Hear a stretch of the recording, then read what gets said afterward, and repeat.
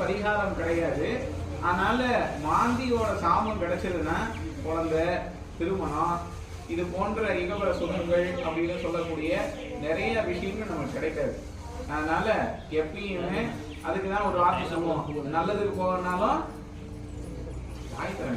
கெட்டதுக்கு போகணும்.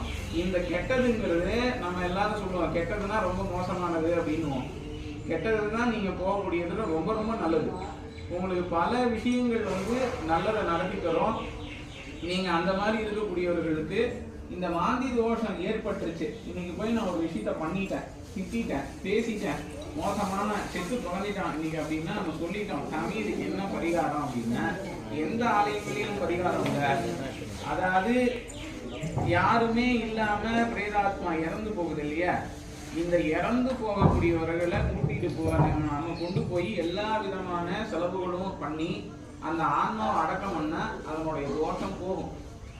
இல்ல கல்யாணம் ஆகாம நிறைய பேர் தாதி கூட வாங்க முடியாம கஷ்டப்படுவாங்க இல்லையா, அந்த மாதிரி இருக்கிறவங்களுக்கு நீங்க பொருள் வாங்கி கொடுத்து திருமணம் பண்ணி வச்சீங்கன்னா கண்டிப்பா இந்த மாதிரி தோஷம் போகும்.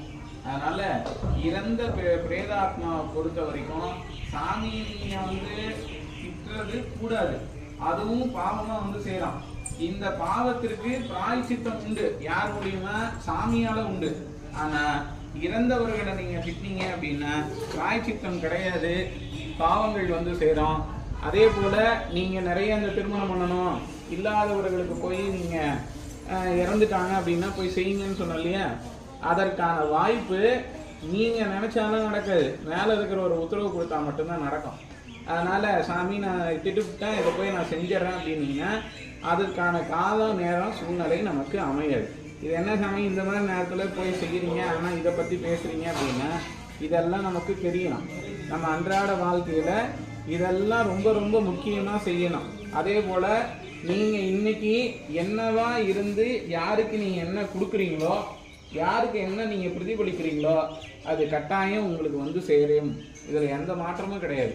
நீங்கள் திட்டுறதா இருந்தாலும் சரி, காசு கொடுக்காம போனாலும் சரி, இல்லை என்ன செஞ்சாலும் சரி, பின்னாடி உங்களுக்கு பிரதிபலனை அப்படியே சேரும். இது என் அனுபவத்தில் கண்ட உண்மை. நான் நிறைய விஷயங்கள் நான் அந்த மாதிரி அனுபவப்பட்டிருக்கேன்.